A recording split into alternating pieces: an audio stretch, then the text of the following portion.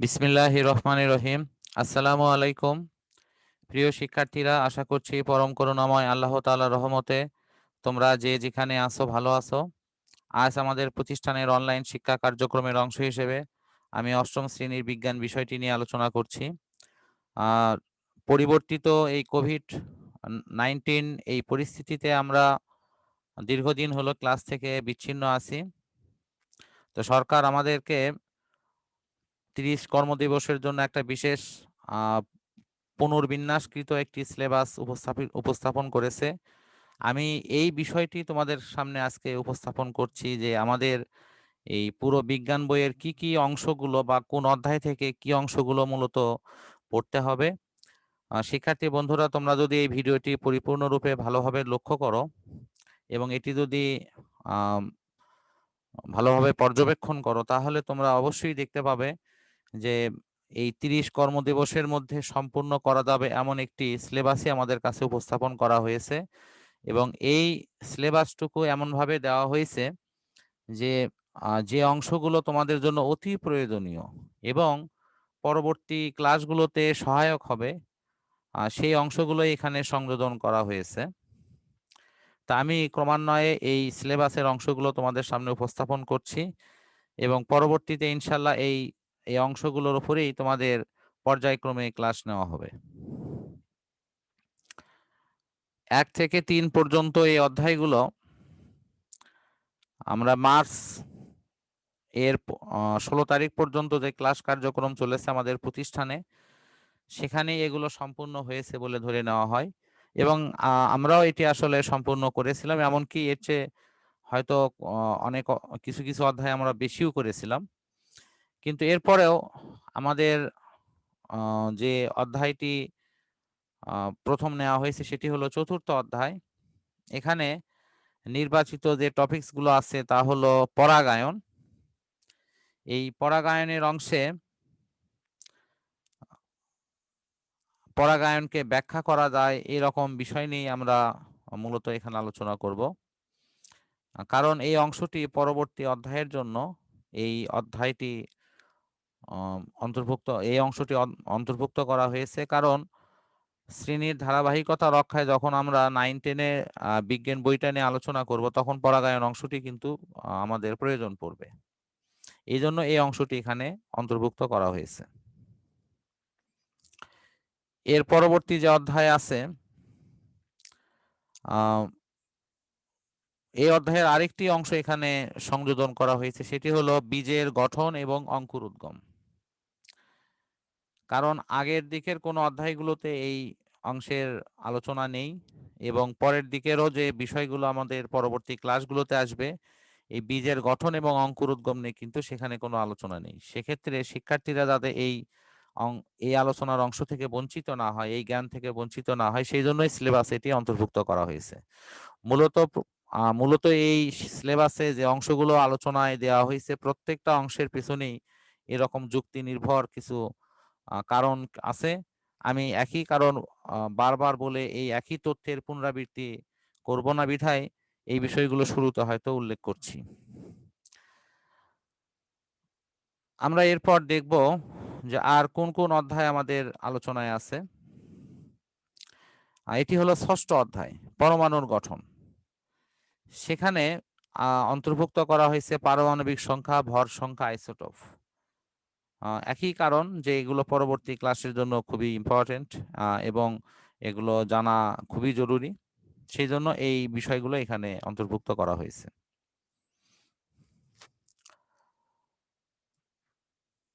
এরপর আইসোটোপ অংশটির ব্যাখ্যামূলক অংশগুলো এখানে, তার ব্যবহার যে আছে সেগুলো অংশ এখানে অন্তর্ভুক্ত করা হয়েছে। এটিও আমরা পরবর্তী 9 এর যে 9 এর যে ক্লাস আছে সেখানেও আমরা ইনশাআল্লাহ এর উপর আলোচনা দেখতে পাবো।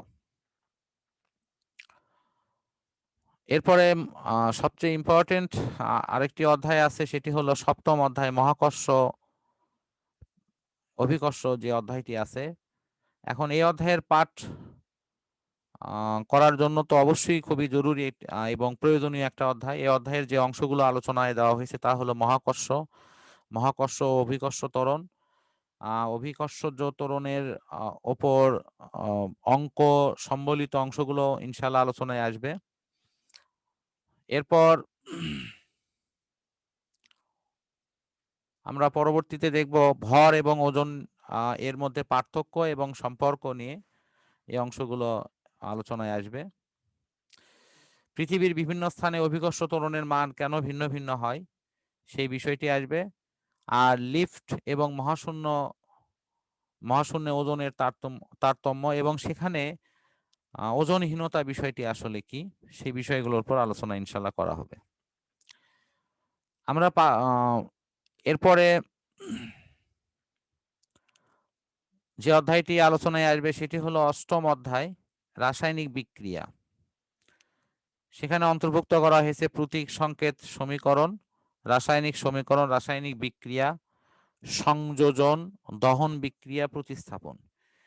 এর প্রত্যেকটি অংশ রসায়নের জন্য খুবই গুরুত্বপূর্ণ, কারণ রসায়নে যদি আমরা প্রতীক সংকেত যোজনী অংশটি ভালোভাবে না পড়ি তাহলে এই সংকেতগুলো ভালোভাবে লেখাও যাবে না এবং রাসায়নিক বিক্রিয়া করা এবং এই সম্পর্কে যে ভালোভাবে জ্ঞান অর্জন করা এটি একেবারেই অসম্ভব। সুতরাং এটি অনেক গুরুত্বপূর্ণ বিধায় এই অংশটি এখানে সংযোজন করা হয়েছে। রাসায়নিক বিক্রিয়ার এরপরে যে অংশগুলো আছে তা আমি ধারাবাহিকভাবে বলছি। রাসায়নিক বিক্রিয়ায় শক্তি রূপান্তর এটি অন্তর্ভুক্ত করা হয়েছে।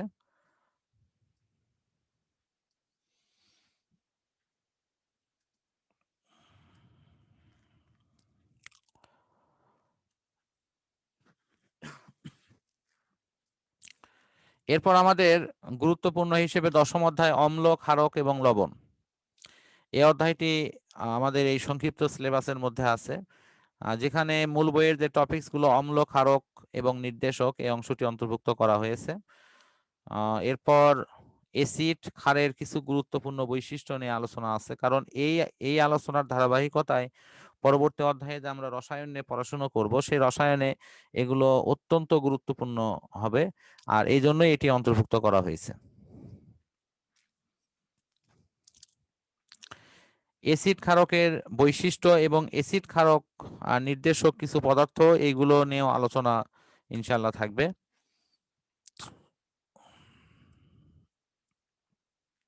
এরপরে অনেক গুরুত্বপূর্ণ একটি অধ্যায় আছে, সেটি হলো আলো।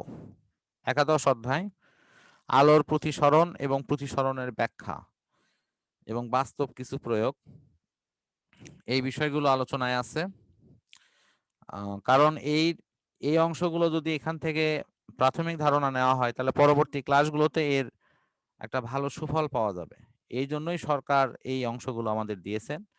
এরপরে পূর্ণ অভ্যন্তরীণ প্রতিফলন এবং সংকট কোণ, খুবই গুরুত্বপূর্ণ একটি অংশ এটি, এটিও আলোচনায় অন্তর্ভুক্ত আছে।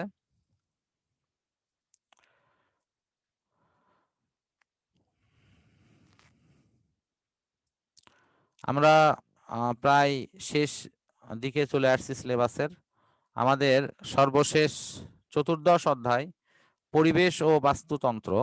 এই অংশে বাস্তুতন্ত্র এবং বাস্তুতন্ত্রের প্রকারভেদ, অর্থাৎ পরিবেশের সাথে উদ্ভিদ এবং প্রাণীগুলোর যে সম্পর্ক নিয়ে যে বাস্তুতন্ত্র সেটির গুরুত্ব আছে বিধায় এই অংশটি এখানে আলোচনায় নিয়ে আসা হয়েছে, এবং এই সংক্রান্ত প্রাথমিক ধারণাগুলো যদি আমরা এখান থেকে পাই তাহলে পরবর্তী ক্লাসগুলোতে এটি সহায়ক হবে।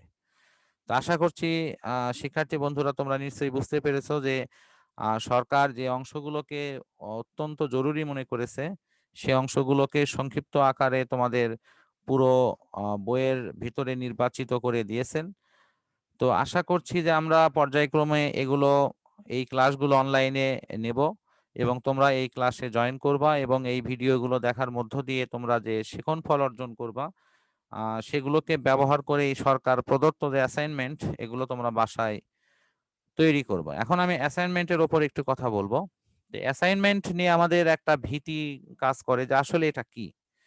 আমরা কোনো বিষয়ে যখন কোনো বিবরণ দেই, প্রতিবেদন তৈরি করি, এমনকি আমাদের প্রচলিতভাবে আমরা যে প্যারাগ্রাফ লিখি অথবা রচনা লিখি, এগুলোরই কিন্তু একটি উন্নত সংস্করণ হচ্ছে এই অ্যাসাইনমেন্ট। এটা আসলে বাসায় আমরা এই কাজটি দিয়ে থাকি এবং বাসাতে এই কাজটি প্রয়োজনীয় অধ্যয়ন শেষে একজন শিক্ষার্থী অত্যন্ত সুশৃঙ্খল এবং সুবিন্যস্তভাবে এই তথ্যগুলোকে সাজিয়ে যখন টিচারের কাছে নিয়ে আসবে, তখন এটিকেই আমরা অ্যাসাইনমেন্ট বলে আ অভিহিত করি।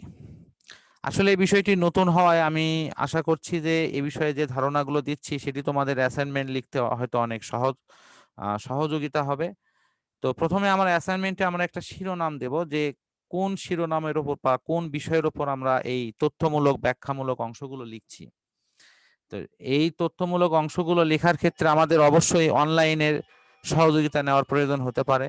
আমাদের আ এই পাঠ্যপুস্তকের বাহিরেও অনেকগুলো আম উৎস থেকে আমাদের তথ্যের প্রয়োজন হতে পারে। তবে আমাদের অবশ্যই মনে রাখতে হবে যে এগুলো যেন অনেক বেশি দীর্ঘ না হয়। সংক্ষিপ্ত পরিসরের মধ্যে ছোট, ছোট বাক্যে সহজ শব্দ ব্যবহার করে এটিকে সহজভাবে উপস্থাপন করাটাই হবে আমাদের জন্য অত্যন্ত গুরুত্বপূর্ণ। আর এছাড়াও যদি এই অ্যাসাইনমেন্ট লেখার ক্ষেত্রে কারো বিশেষ কোনো প্রবলেম হয় তাহলে অবশ্যই শিক্ষার্থী বন্ধুরা তোমরা সংশ্লিষ্ট শিক্ষকদের কাছ থেকে প্রয়োজনীয় সহযোগিতা নিবা এবং এর মধ্য দিয়েই সরকার যে আমাদের ৩০ দিনের কর্মসূচিতে যে অ্যাসাইনমেন্ট গুলো দিয়েছে, এগুলো আমরা সফলভাবে বাস্তবায়নের মধ্য দিয়ে আমরা আমাদের এই কার্যক্রমকে এগিয়ে নিয়ে যাব, এই আশাবাদ ব্যক্ত করে এবং সবার সুস্থতা কামনা করে আল্লাহ তাআলার কাছ থেকে আ এই দোয়া এবং প্রার্থনা কামনা করে আজকে আমরা শেষ করছি। আসসালামু আলাইকুম।